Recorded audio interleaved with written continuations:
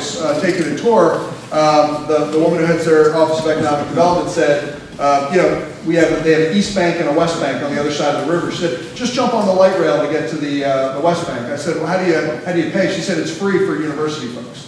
So this is not something we're just inventing. Light rails go through major university campuses all over this country and are important pieces of the connective tissue.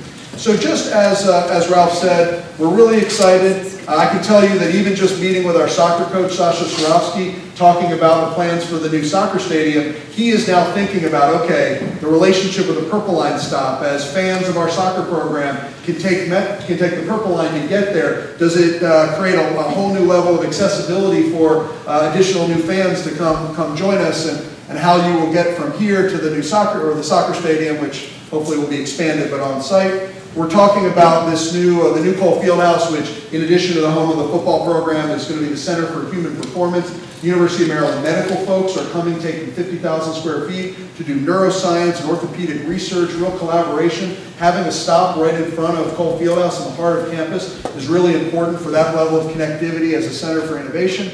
Then, of course, next to Ritchie and the hotel, anchoring the Innovation District, and then back to the Metro and to the M Square. Imagine you're a faculty member who is starting a company, and that company is locating in the Innovation District or M Square, the Research Park, and you need to get back to class. Imagine a student interning back and forth, not just getting to the Green Line stop to go to DC, but imagine that back and forth. We're now getting the folks in the academic side of the house here to begin to think, okay, in 5 years, 4, 5, 6 years, should we be thinking about having some academic presence here? Because now I can really envision students and faculty getting back and forth in a very reliable, much more easy way. And so this is really, I believe, a game changer for us. It's got us thinking in sort of whole new ways. I know David Allen from Transportation is here and thinking about, what are you going to do with all those shuttle buses you're not going to need anymore, right?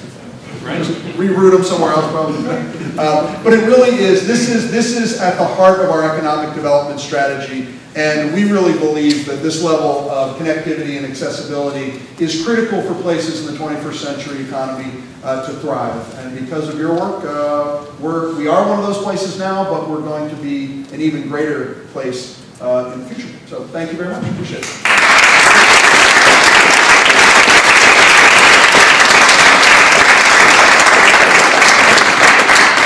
Thank you, Ken. Before I go further, I want to recognize some members of our organization in the back. Christine Scott, our Executive Director, Nancy Soring, a board member, and Tina Sawyer, a board member. They have made this happen, I assure you. Now, our relationship with the Student Government Association has been an interesting one. SGA has a sustainability committee whose chair is with us today. I'm delighted to introduce her. Students have a big stake in this. They come and they may go. I've dealt with 4 or 5 sustainability chairs on the course I teach, but also as part of the Purple Line. They have been, to a person, cooperative and supportive of the Purple Line, even though it's a little vague what it's going to do, and of course they arrive new each fall.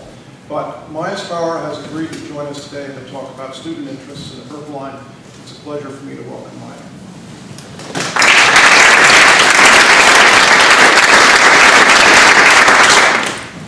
Hi everyone. As Ralph said, I'm the Chair of Sustainability for the Student Government Association. Last spring, we actually had a number of students lobby for the Purple Line, a number of student rallies and actions supporting it, so we're just kind of working forwards from what we did last spring. So in 2014, because this issue has been going on for a while, the Diamondback released an article, and it said, overall, we have a bunch of concerns about the Purple Line, but overall it will benefit students. So that's really important, and I'll just kind of reiterate some of what Mr. Ullman has said. So it'll make it much easier for commuter students to travel to campus. I know the University of Maryland is going to really restrict parking access. Only commuter students will be able to park here. Resident students won't be able to have parking, and just overall they're really trying to transform the campus so it's more transit friendly. So this will make it a lot easier for students to get to their internships, to commute home. Right now I commute on the red line and the green line to get back to Rockville, and it takes an hour and a half. So I know they're going to drastically cut down that time with the Purple Line, and that'll make it so much easier for students to commute and really make use of the whole Washington, D.C. metro area for all the different employment and research opportunities it has. So more than that, it'll also decrease the cars.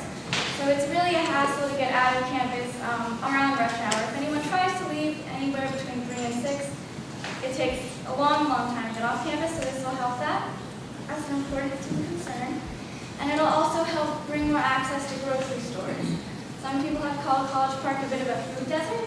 The only walkable places to get food are now Target Express, and for a while it was really only CVS and 7-Eleven.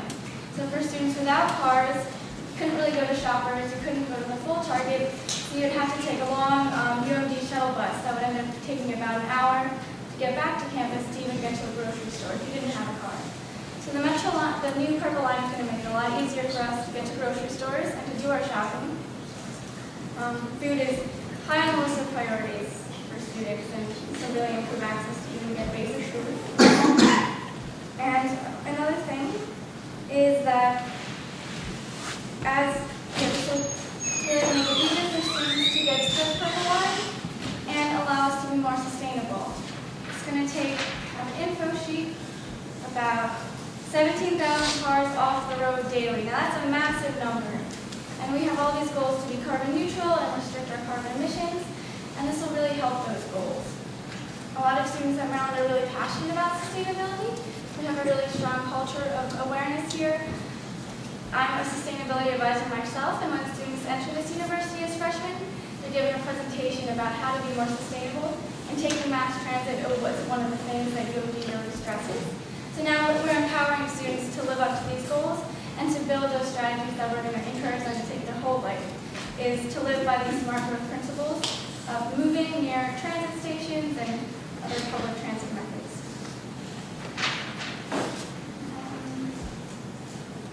It's going to, more direct connections for students to get home. And it's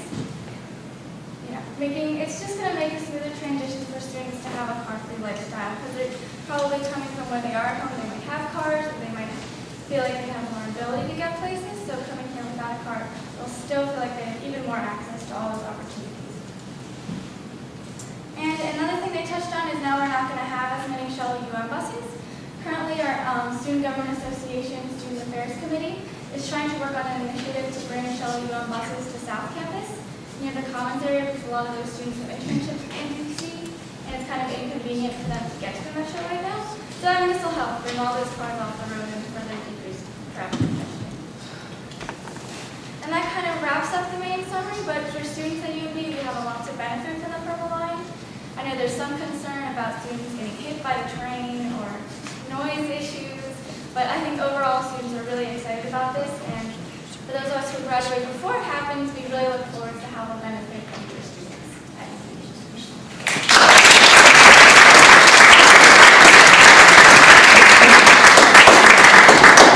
As long as the university is endorsed by its customers. As long as nobody gets hit by a train, okay. No chance. Being the mayor of College Park is no day at the beach. And Andy Fellows did it for 3 years.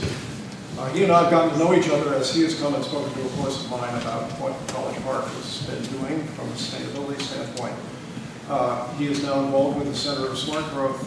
There's a tremendous bio, reflections on 3 terms as mayor in the Diamondback, which this Diamondback reporter I was unable to find. But if you can find it, read it. Andy grew up here. Turns out his father was the basketball coach. And he has devoted his service career to making College Park into a college town that he thinks it should be. So it's a great pleasure for me to introduce Andy Fellows.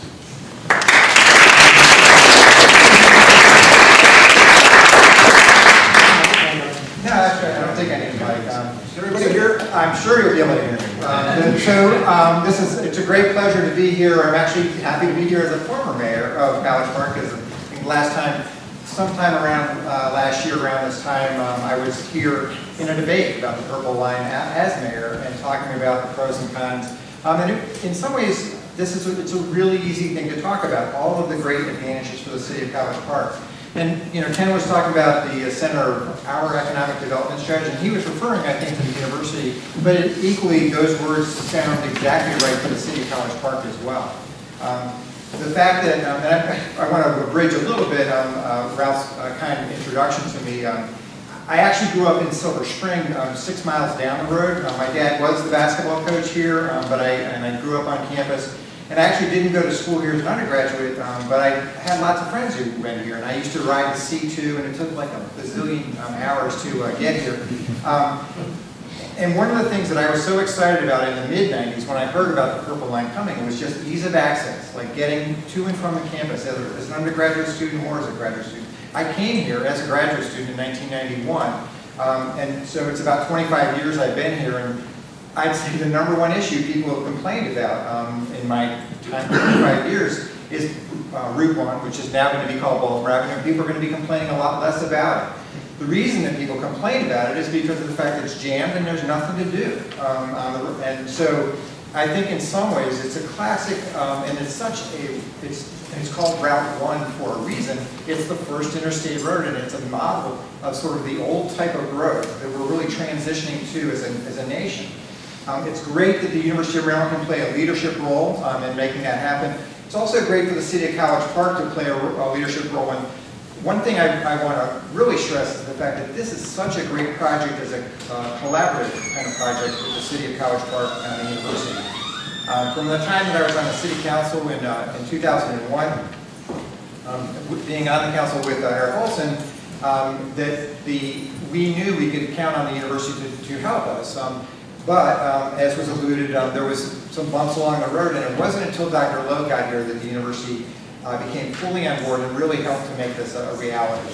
I was in a press conference with Governor Glendening on New Hampshire Avenue in the late 90s, supporting the Purple Line. I was with Governor O'Malley in New Carrollton, talking about another step in the progress towards it. I look forward to, and I actually want to invite Governor Hogan to some sort of event this spring or summer to commemorate the next step of where we are at in the Purple Line, and I look forward to being there with him at that time, even though I'll be the former mayor.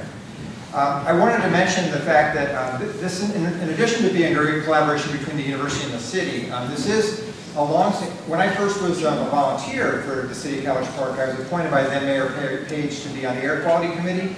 We talked about the need to move to mass transit to improve air quality. That we don't have a long history of heavy industry in this region. We have the airshed of the Midwest, and so we do get a lot of air pollution problems. But the thing we can do in this area is to reduce the amount of vehicle miles traveled and less air pollution. And getting to rail and getting transit-oriented development happening. The fact that College Park Metro Station is not more developed is an amazing fact. And we have such a great university here, and that metro station is not more developed. This is one of the great things about the Purple Line is that will be addressed. I think that the coalition between communities and also labor unions and the environmental groups, I was for 15 years, I was the Chesapeake Regional Director of Clean Water Action. We knew that restoring the Anacostia watershed was not going to just be by protecting green space, but it was going to be by redeveloping existing places with lots of paved surfaces and parking lots like Langley Park, seasoned pavement, to reduce the impervious surface, to reduce the pollution coming from streets and parking lots. It's an important part of the restoration of the Anacostia watershed, which I think that College Park, Tacoma Park, Riverdale Park, and New Carrollton are 4 municipalities along the Purple Line corridor working together to make this a reality. The environmental benefits are huge, the economic development benefits are huge, and the social well-being. Not only it's car culture, it's the fact that people have been so heavily dependent on cars is because of the way that our suburbs have been developed since World War II. The transition to urban communities and walkable and bikeable communities. College Park has a great opportunity to be in the lead on this in the coming decades, and I'm really happy to be here. Really happy that Randall Toussaint, the Economic Development Coordinator for the City of College Park, is here. I hope you'll have a chance to make some comments a little later, and I really appreciate everyone being here. Look forward to working with you in the months and years to come. Thanks.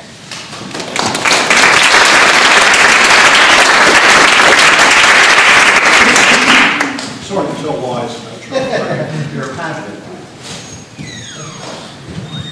The College Park State University Partnership was invented at the university about 10, 12 years ago. And I sat on it briefly as a former chair of the campus senate, I think. And we really couldn't decide what to do. We did get some affordable housing by taking a house back from student tenancy and converting it into ownership, which is one of the objectives, one of the traditional objectives of college parks, to get more housing and ownership. But I was delighted to learn that Eric Wilson has been appointed the executive director. I got to know Eric when I was a development assistant to Jane Hayfritz on the Hayfritz track down in Riverdale Park. Got to know each other, and I have enormous respect for Eric, and I'm delighted that he's part of the city university partnership, CP Cup, Eric Wilson.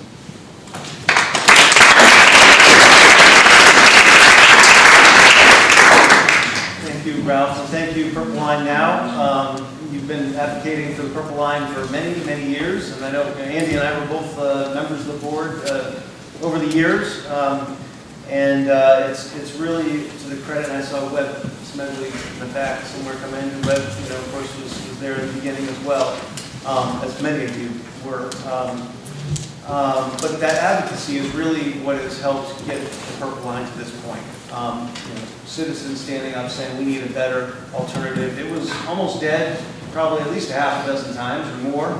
But having municipalities, officials, and citizens standing up for it really made the difference. And here we are today, looking at the announcement of the P3 partner. But I want to talk a little bit about, so I'm supposed to talk about the city and the university. We've already heard about the university, we've heard about the city. There's a lot else to talk about. I'll try to bring it home, bring it together. So College Park, as you've heard, is really moving forward on a lot of things. And Andy and I were in graduate school together in 91, 92 to 95. He was graduate student president, and we would get together and say, how can we make College Park more of a true university community? Well, here we are 20, 25 years later, still working on it, making progress with a lot of other people. But part of it is transportation. This is a transportation project, but it's much more than a transportation project. It's an economic development driver. It's going to link the job centers throughout this entire corridor, which is where the growth in the state is going to happen. A lot of the growth is going to happen. Garrett Knapp has done analysis about this, and where 1% of land mass in the state where you can get the biggest bang for your buck. And one of the, part of that 1% of the land mass is right here in College Park. That's where we can get the high technology jobs that Ken and Brian Darby are working on in M Square, the Innovation District. But people need to get back and forth. One of the things that hasn't really been mentioned too much is about the connection to New Carrollton. And I was a member of the Prince George's County Council for 8 years, representing New Carrollton as well as College Park. That is going to be a fantastic development, redevelopment, transportation, transit-oriented development at New Carrollton. That has all the transportation network of our region, frankly, right there. You've got MARC trains, you've got Amtrak trains, you've got, the quick shot up to BWI, you've got the metro system, you'll have the Purple Line, you've got the Beltway, you've got Route 50. It all comes together in New Carrollton, right? And you can get all the way up and down the eastern seaboard by rail like that. It's going to be about 3 stops from here, 4 stops from here on the Purple Line. But we are becoming, as we're redeveloping in College Park, as you see the cranes, outside on Route 1 and dotting our skyline, we are becoming more urbanized, which means we need to be more walkable, which means we also need to be able to walk to transit. And we're becoming built up. We're also becoming, College Park is really becoming a center of course, intellectual power in the area, but a cultural, economic, and intellectual center of the DC region. We're a major research university, one of the biggest and best research universities in the entire country, right next to Washington, D.C. right in the middle of the eastern seaboard. We're situated, but real estate is location, location, location, right? So the Purple Line helps bring all of that together. We have an amazing bike trail network that a lot of people don't know about.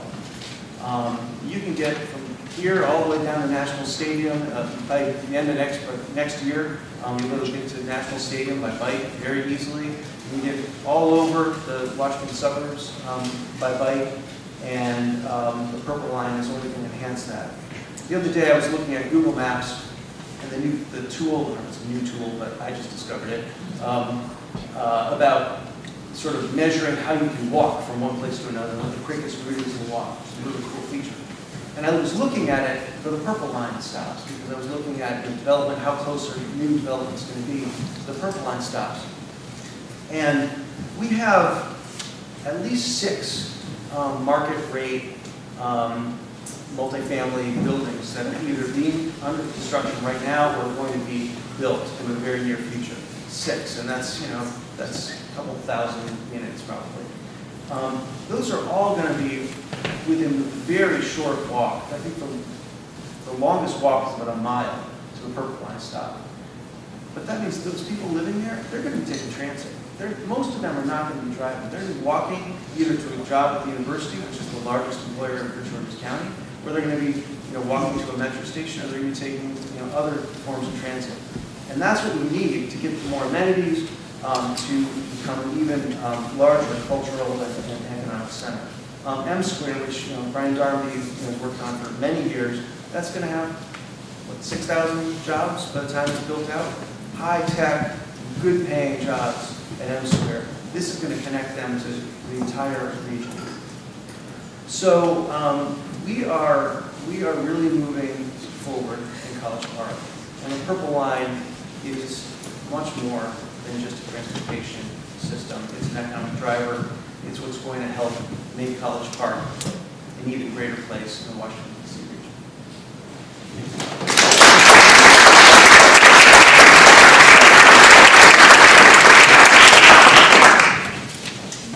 Jeff Case. The next voice we'll hear is that of the Bozzuto companies, eminent to you all now. I first met them in 1976 when I designed a senior housing project for him in Baltimore. And that began a change, a transition in Boston to College Park, which I not only regret it, it's the best decision I ever made in my life. Jeff is a graduate of the university and the School of Architecture, I'm pleased to report, so he will opine both as a graduate and a student and a representative of a major redevelopment corporation in Prince George's County. So if we can get this. Help with that? Yeah, I can probably.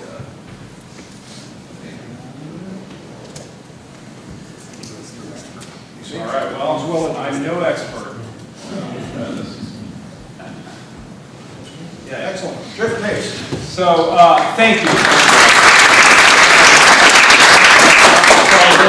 So I'm Jeff Case, as Ralph mentioned, with the Bozzuto Development Company. We are anchored 4 miles from here. We are a multifaceted real estate company that does development, construction, management, and as you mentioned, I came out of the School of Architecture here back in 2003 for me. So speaking of not being an expert, one thing I'm not an expert in is the Purple Line, but I know a lot about it, and I'm very excited about it. So when asked to join the panel, I thought to myself, well, what value can I possibly add to these folks? And thought, like most developers, well, I'll just talk about our projects.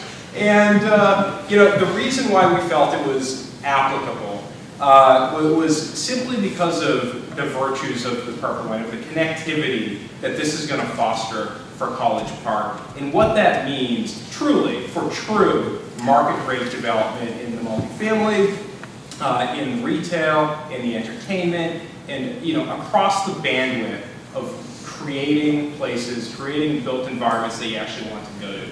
Anecdotally, our neighbors who also have a couple kids, when they can get a babysitter and leave town for a weekend, they go back to their alma mater at Charlottesville. So when they get a chance, they go back there.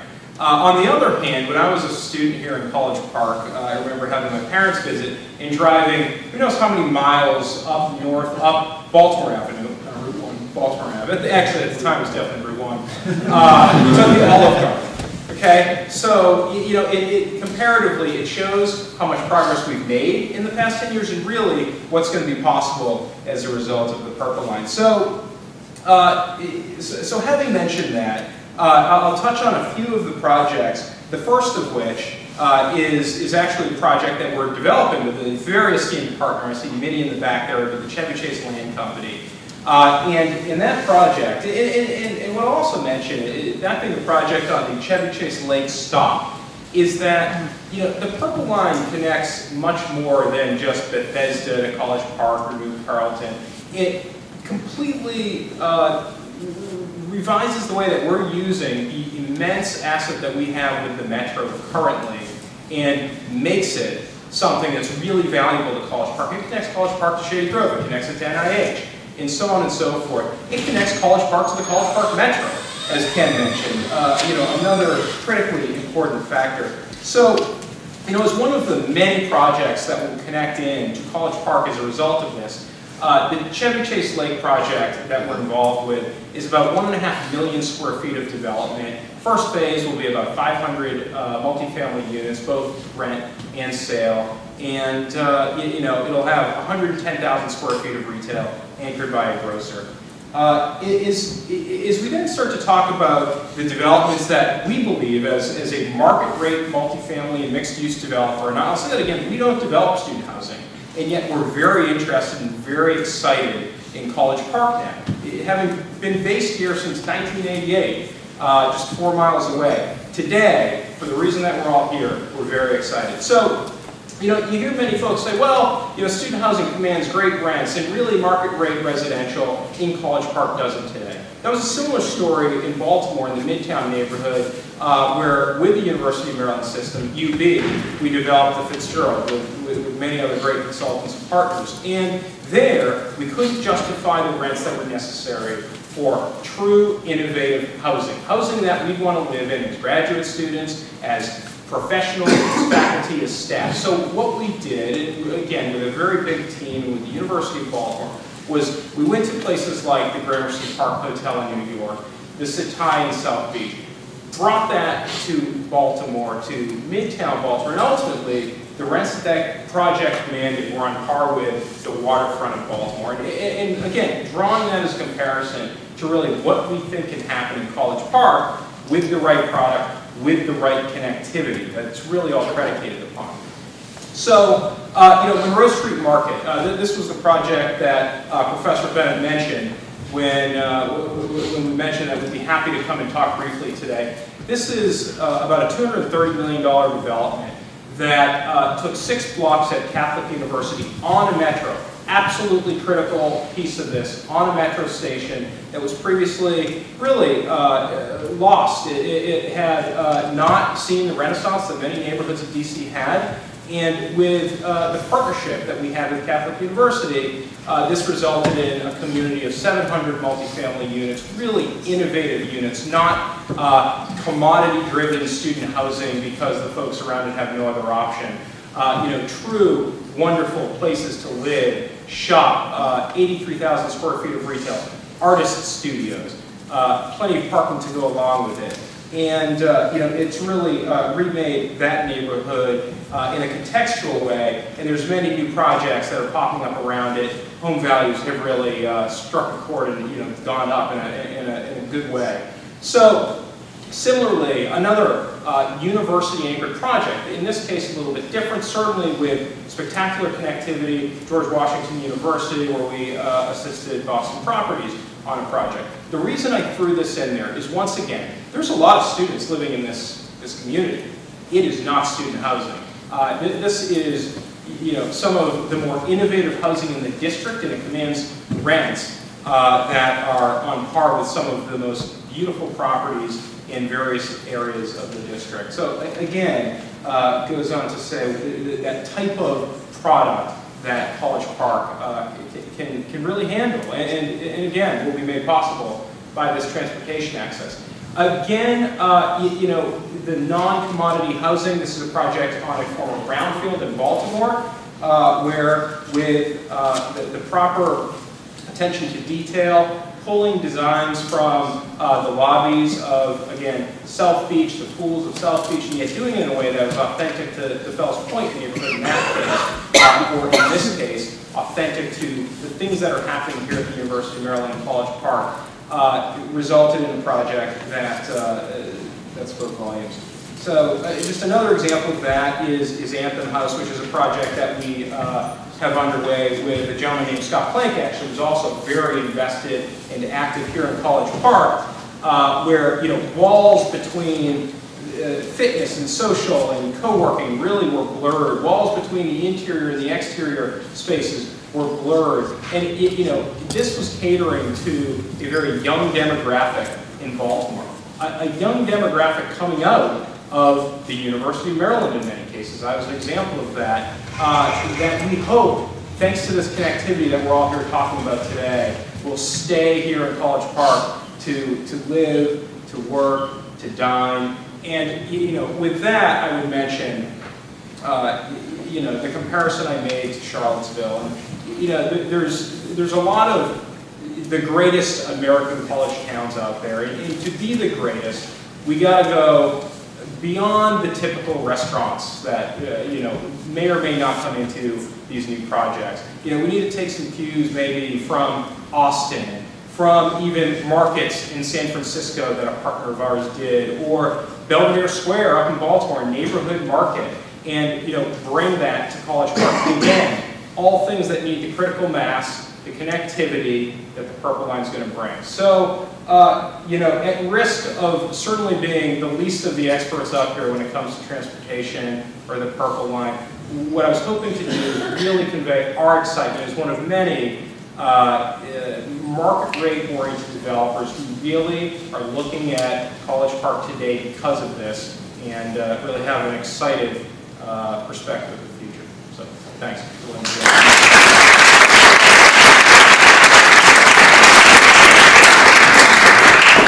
Thank you, Jeff. We'll go to comments. There are a number of folks in the audience that I would like to ask if you would like to say a few words, starting with you, Randall. You want to make any comments about what you've heard? Randall Toussaint, Director, Coordinator of Economic Development.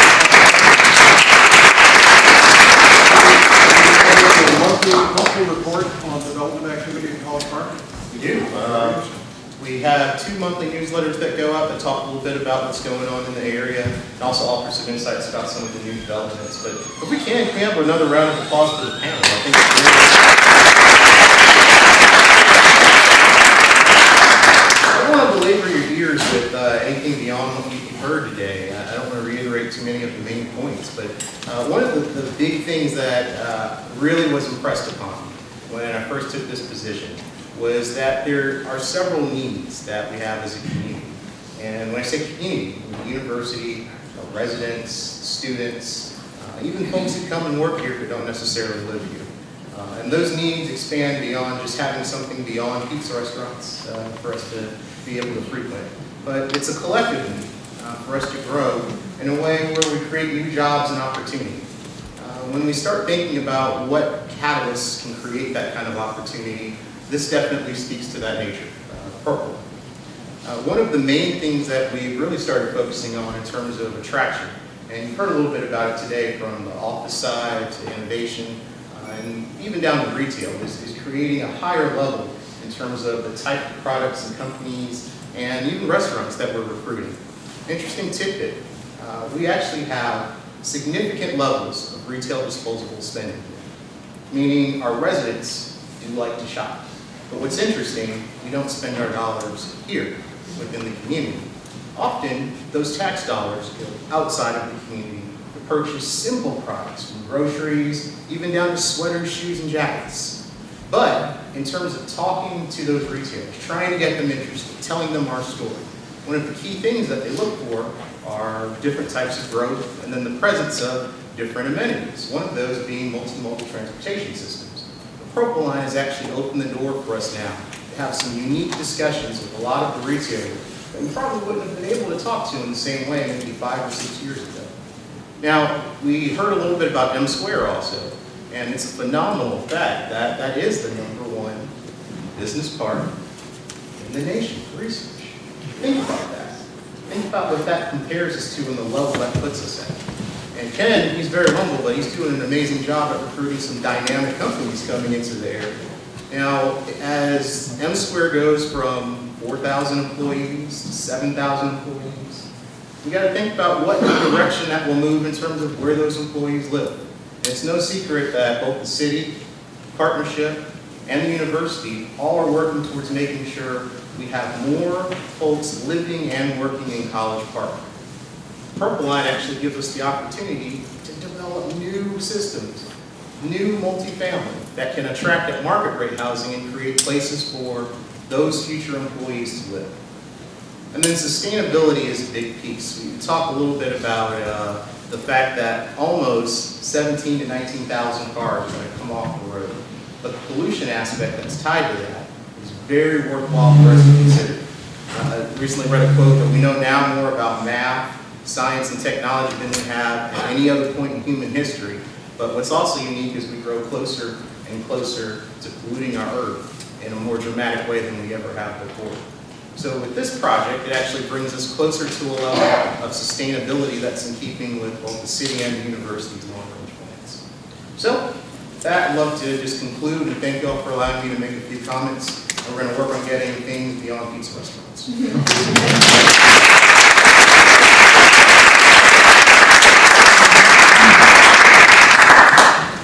Garrett, would you like to say a few words about what you're doing?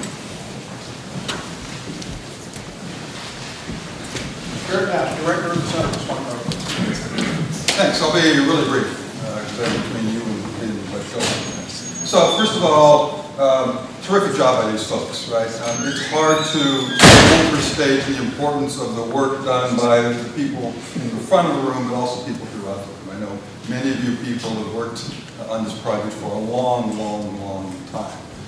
And it's dedicated effort of folks like these that make this possible. So, you know, kudos. Can't sort of give enough kudos to the people who've worked on this. Second, the Purple Line corridor is a corridor, right? And so we're very excited about College Park. But one of the things you got to remember is the train goes from A to B, right? And C and D and E and F, right? So we got to focus not only on College Park, but everywhere along the corridor. And as I'm doing my promotional talks about the Purple Line corridor to foundations and other folks, I'm saying what we need is efforts for the Purple Line corridor like we're getting in College Park. Right? And so I hold up the example of the work that these folks are doing and what great things are happening in College Park. And I can show some of these images. And like Jeff showed, you know, this can be done all along the corridor. So it's important we focus on College Park, and it's really exciting. But if we don't have some other things happening in other parts of the corridor, then what's the point in having a train that goes to College Park? Third, there are equity issues, right? That while this is all terrific, we need to make sure that we're not driving low-income people out of these station areas, because we know that it tends to people, low-income people and people without cars that ride the train most. So I know no one up there has forgotten that, but I do want to emphasize that. Thank you, Rob.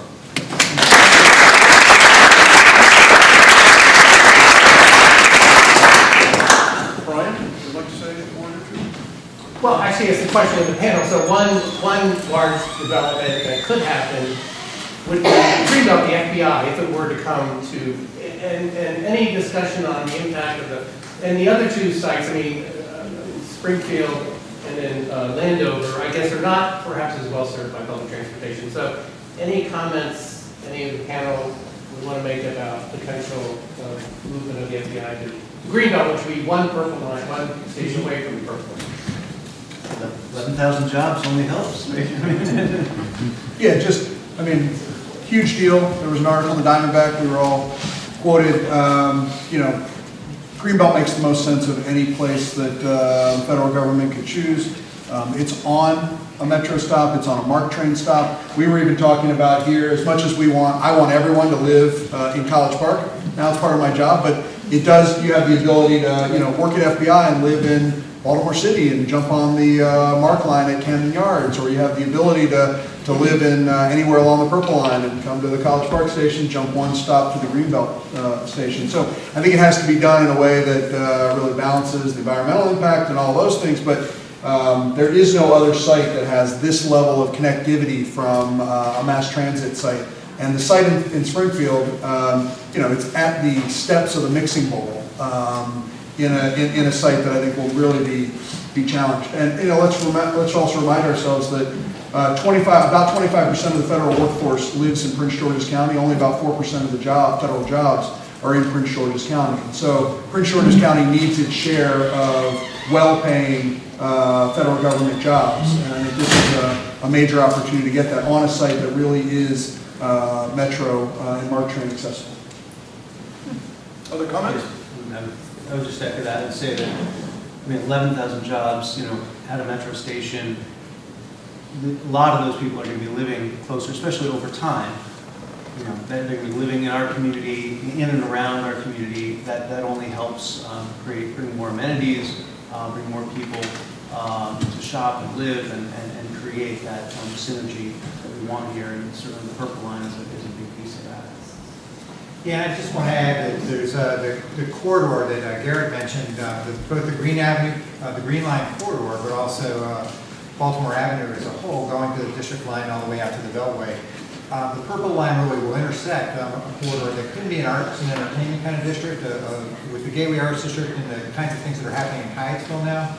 There's a real vision of being able to create a corridor of real strength along Baltimore Avenue. I think the Purple Line coming east and west also connects us to Langley Park, which will really be a vibrant sort of international corridor coming from the west. And then to the east, heading to Riverdale and to New Carrollton, I think there's going to be a really vibrant economic development plan along the areas that now really are pretty underserved. So I think it's an amazingly well-placed corridor for economic development and connecting College Park east and west. I want to recognize a member of our board of directors, Midi Figueredo from the Judge Chase Land Company. Back in last November, a year ago, when it became clear that the new governor was deeply skeptical about the Purple Line, it became clear to us that all the arguments you've heard here today had to be made to the governor as loudly and clearly and repeatedly as possible.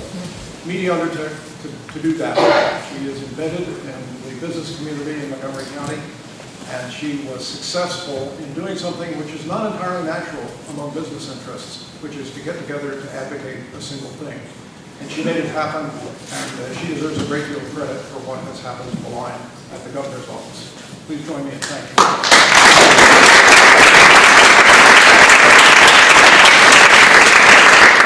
Would you like to make a rebuttal? No, but thank you. This is a great event. I'm so excited about all the potential for College Park in the future. I think it's just going to be so transformative. I work at the Judge Chase Company, and as Jeff mentioned, we have a property at the Fifth Avenue Purple Line Station, and we're really excited about what's going on over there. But this is a corridor, and we want to see every station fulfill its potential and provide new housing, new transit, and new amenities for the residents there. So this is a project that is very important to us and to me as a resident. Thank you, Mimi. Now I'd like to throw it open to any questions or discussions that any of you may have. I have an observation in the back. Can you come to the microphone, please?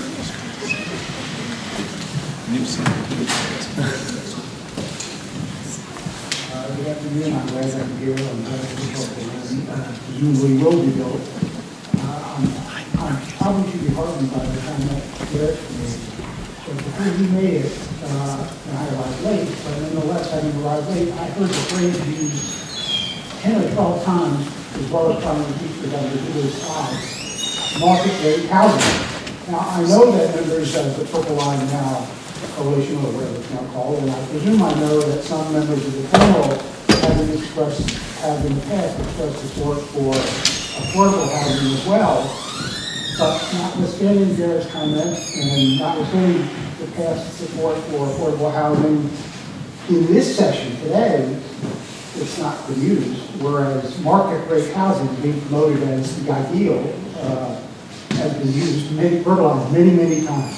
So I'm not looking for an answer, but I hope that the past support for affordable housing in Purple Line now is still exists as well as the penalty. And one other thing, it's not too soon to start planning for the Purple Line east and south of New Carrollton, so that someday we may have to research preferential rail around the district of Columbia. And also the Red Line of Baltimore. There should be more support for suggesting that Mr. Harvey made a bold decision with regard to better transportation for low and high income folks in Baltimore. Thank you. Andy, did you have a comment? Oh, sorry. So I wanted to really thank Bill for those comments and also just underscore, again, what Gary mentioned about equity. The Brookings Institution report about Region Divided and the fact that Prince George's County have been really underserved on resources, including transportation investments. I want to take a moment just to say that one of the reasons that so many of us, including College Park, oppose the Intercounty Connector is because of the investments in areas that don't really serve inside the Beltway. One of the reasons it was such a great coalition between the business community and labor and the environment community is that the Purple Line really does go a long way towards redressing some of the equity issues. Bill was exactly right that the economic development and the housing opportunities are really strong along the corridor, but it's extremely important, and those of us, this is partly speaking from my Clean Water Action hat that I used to wear, is the idea of doing inclusionary zoning and making sure that you're having affordable housing and that you are not displacing existing communities and making people's lives reducing or minimizing any kind of negative impacts on existing communities. Yeah, no, I want to thank Bill for raising that point, and that, that is correct, that we do need to make sure that we've got diversity of housing for all people, and that is critical, and we need to continue to work on that, and we've certainly done work on that when I was on the county council. I would also say that the idea of extending the Purple Line south of New Carrollton is something that is being looked at, when I was on the county council, I put it into the master plan of transportation to have them looking at it going south. So it's not just, okay, here's the endpoint in Carrollton. I mean, it always, from the very beginning, was thought of as a circumferential line, and so that is in the master plans, but we need to keep that on all of our collective minds as well, and move toward that as the aspirational goal, for sure. And I would simply add, thank you for that comment. And in fact, I will apologize. I probably overused the term market rate housing, and where I'm coming from with that is really to reinforce that it is not student housing and that it's developed for the market. And like the Chevy Chase Lake project, like Monroe Street Market, which is the project at Catholic University, there would be a significant, generally a significant component of affordability as well at those projects. Taking advantage of the same progressive or innovative designs and retail and other elements that hopefully amenitize each of those projects. I would also like to comment about your comment about affordable housing. That's a major student concern. We have all these brand new buildings being built, but with rents upwards of $800 a month, it's really not affordable for many students. They're already increasing tuition on us. A lot of us can't really afford to live in these super fancy apartments that no one really asks for. I mean, it's the same price as living in downtown DC, but with not as many restaurants, not as many venues and places to go to, a lot of students really feel like they don't have options for living, and that's why a lot of them choose to move. So I agree with you that that should be a really important thing for not just families living nearby, but also for students. Affordable housing should definitely be prioritized. Yes, Ben Ross. Action Committee for Transit. Good to see you, Ben.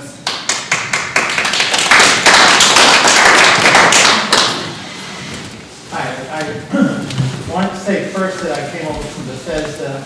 I just missed the bus when I transferred from the train, and it took me 2 hours and a quarter to get here on a trip that would have taken 45 minutes on the Purple Line.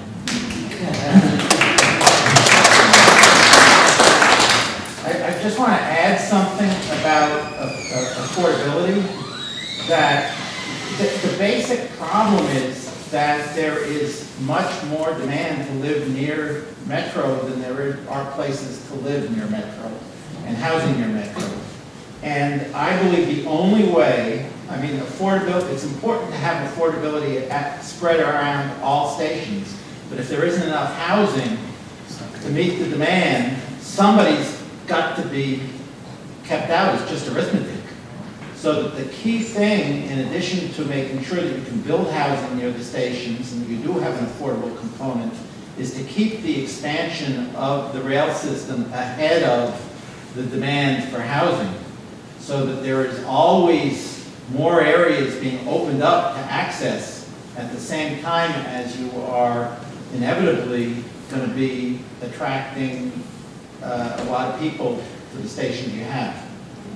Thank you, Ben. I feel compelled to point out that one of the enthusiasms we have in Montgomery County is that for every 100 units of housing, market rate housing that's built, 12.5 units of affordable housing are mandated.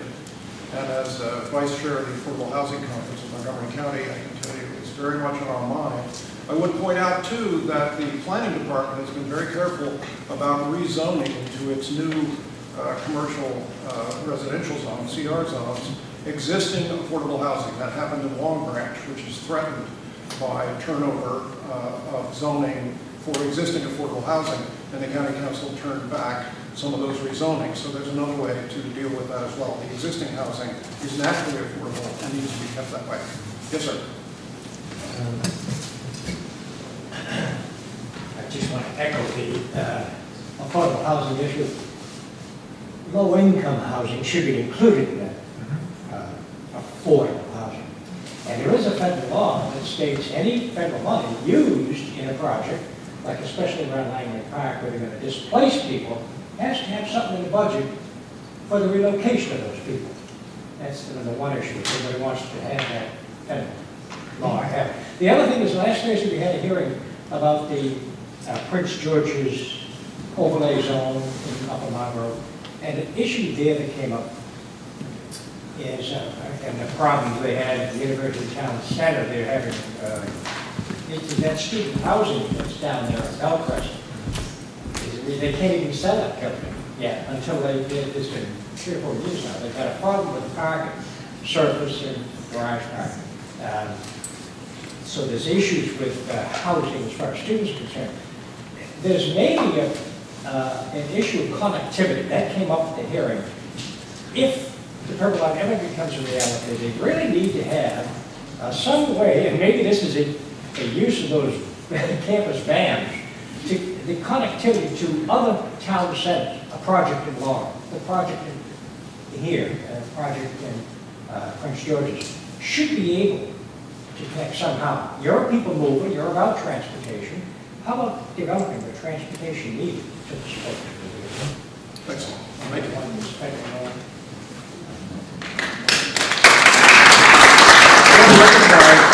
Before he leaves, Rich Parsons, who is director of the Greater Washington Transportation Alliance. Suburban Maryland Transportation. And who's been a huge help in this whole effort, and is leading forward into the political season, the poll standings related to the Purple Line and its popularity. Right. One of the things that, and I'll just take a couple minutes, I've got to run soon, but one of the things that the Purple Line has always had is broad public support. And the polling has been kind of up and down over the years, but there's never been a time when the Purple Line didn't have a substantial majority of the public behind it. It has always had a lot of the interest groups that support transit behind it. It's always had the business community behind it. So it's had that wonderful coalition of business, civic, environmental, and community behind it, pushing all along. It's been a real asset to this effort to get it through and to get people like Governor Hogan to finally make that decision. Many other folks, Jeff and his company, have done a great job pushing this behind the scenes all along. And it's been a great experience just working with everyone to get this project hopefully to the finish line.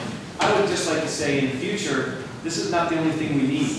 And we're going to have to be looking kind of outside the box to figure out not just how we connect College Park with the rest of the region in the Purple Line corridor, but how we extend that corridor.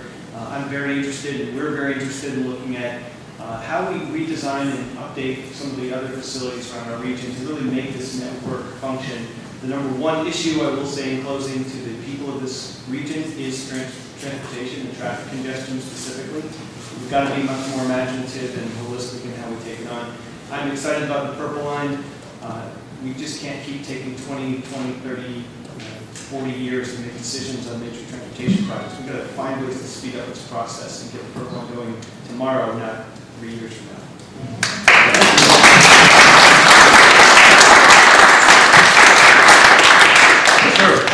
Thanks. I have one comment and one question, and the comment's not related to the football.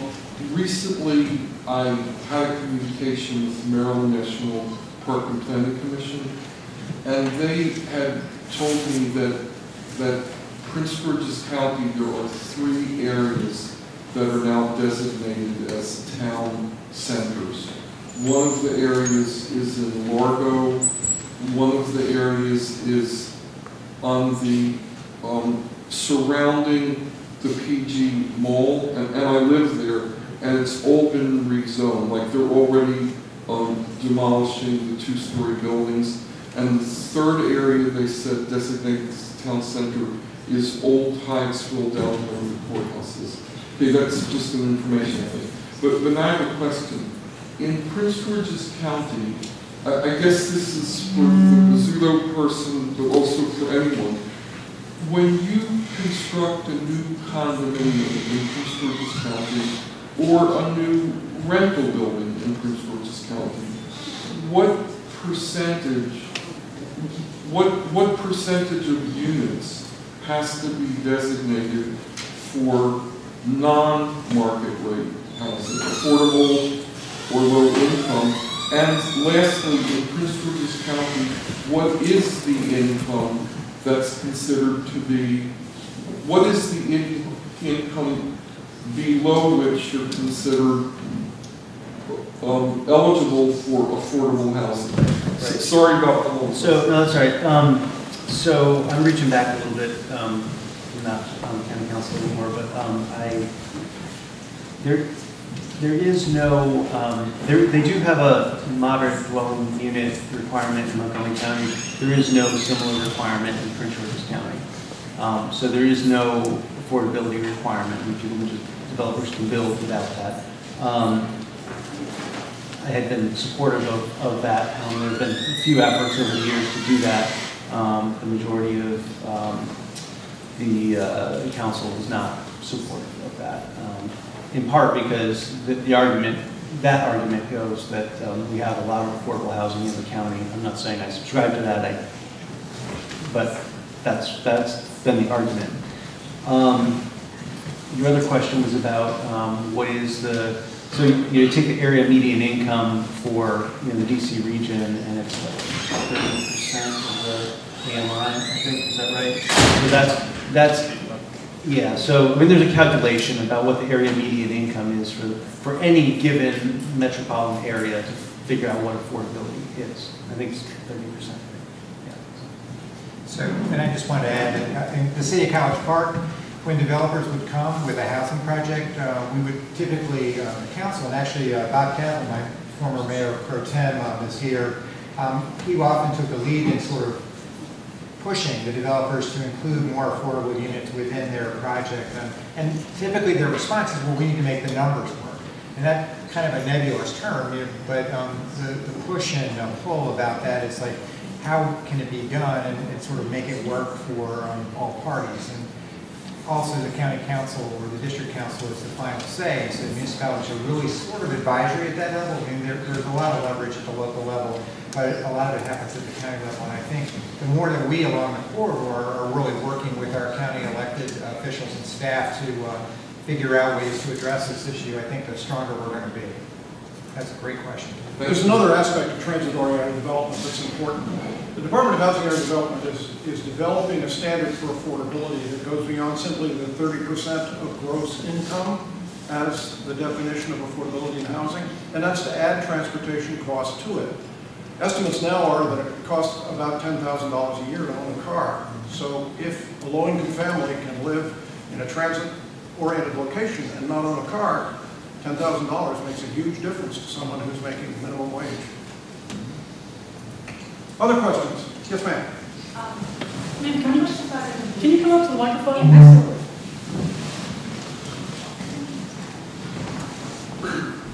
I was primarily wondering about the convenience of the Purple Line. The layout is no doubt very much convenient.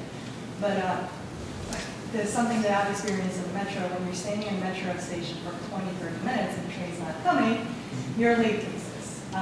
If you're late, you don't come back and use the service. So I was wondering if, I don't know if any of you have that sort of information on how convenient that sort of public transportation would be for the average user. 7.5 minutes is meant to be the headway. Even on the weekends. Same question. And I think it's 15 minutes off rush hour. Yes. So, it's a little better. And the stops are good. You'll keep the rain off. Other questions? Sir? That's it. I guess with respect to those headways, here on campus, I don't know if you've been around when classes are changing, but we measured 1,500 pedestrians crossing Campus Drive over the course of 15 minutes at lunch hour. Very interested to hear how especially with the MOU being signed where pedestrians are kind of still king on this campus, how 7.5-minute headways are to be maintained during the course of the day with that happening every 60 or 75 minutes. That there's going to be, I mean, it might be beyond this panel, but that's one of the engineering concerns. I'm going to waffle slightly because the MTA's scheme for Campus Drive has protected crossings. So in fact, you won't be able to cross anywhere. One of those images I showed was slightly erroneous. On the other hand, 7.5 minutes is a pretty long time. I mean, I took my lawn chair out there when buses were coming through, and it seemed to work okay. And the crossings will be protected. Certainly it's been a concern. There will be more light rail, but cars will be reduced dramatically. And I think crossing Campus Drive is not going to be as stressful as it is now. We're trying to get out of the way of buses. I urge you to bring your questions to the concessionaire when they start doing the public meetings that they are required to hold when they are designated, and ask the people who are there. Other questions? Sir? Thank you for coming back. Good afternoon, everybody. It's a two-part question. One is specifically for Montgomery County, and then one is a little bit more towards Prince George's. The one for Prince George's is what is the possibility of an affordable housing trust fund, and who would we need to talk to make sure that happens? Councilmember also mentioned that Prince George's is not investing that much in affordable housing. Well, what is the political will behind it? And in Montgomery County, the 12.5% is great, but what can we do to make sure that that's higher, especially around a lot of the metro stations? I know for example, in the Tacoma Langley area, we have high density and we have a lot of market rate affordable housing that is affordable because the units are 7 years old and the market really has kind of kept them down. How can we make that 20%? Prince George's County first. I mean, can't speak for sure. But yes, it's who you go to, and political leadership. I mean, you talk to the county executives and council members, and they're the ones who make the decisions about, from zoning to, what are you going to do in those areas? How does we develop? What are the rules around development? We've had discussions, I was on council, we've had 20 sessions. But that's, again, that's advocacy, right? That's talking to the political leadership and trying to figure out those types of solutions.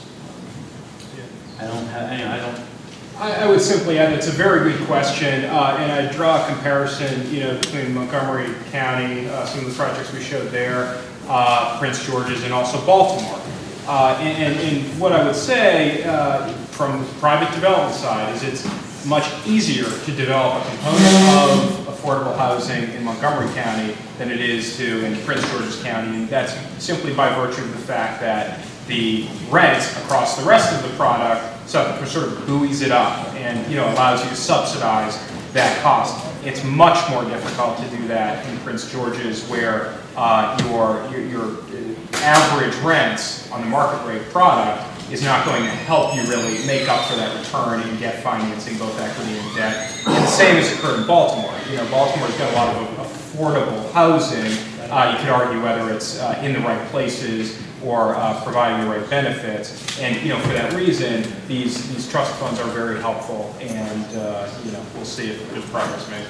Yeah, I wanted to mention that the fact that Casa de Maryland is such a strong partner and being a supporter for the Purple Line, but also recognizing the need for affordable housing along the corridor, but also Dina Tavares, Tom Pucker, actually Mark Elrich on the County Council in Montgomery County, being a longstanding engaged in housing, affordable housing issues. I think there's a good team of elected officials who will really push for the appropriate housing policy along that corridor. And I really think it's going to be critical to equity success of the program. And the last thing on that, I would say, there was a law passed in Prince George's about sort of right of first refusal when an apartment building is sold, that the tenants actually have the ability to buy that up. I mean, there may be other issues with that, but that is a step to try to create, you know, whether it's co-ops or other types of things. So, And that can happen with the short term. that happened in the short, yes, there was. Just, I got one thing about Montgomery County. The commercial residential zone, the CR zones, which have been vetted recently, you fit full strip shopping centers and mixed-use centers, but is also applicable around transit stops, has a bonus system which gives development bonus points to higher than 12.5% statutory. But beyond that, it takes vigilance in order to make sure that the targets are being delivered, and it takes advocacy to make sure that people are paying attention to the issue. And I appreciate you doing that for us. Thank you. Any other questions? I want to thank you all for coming this afternoon. Please join me in thanking our panel.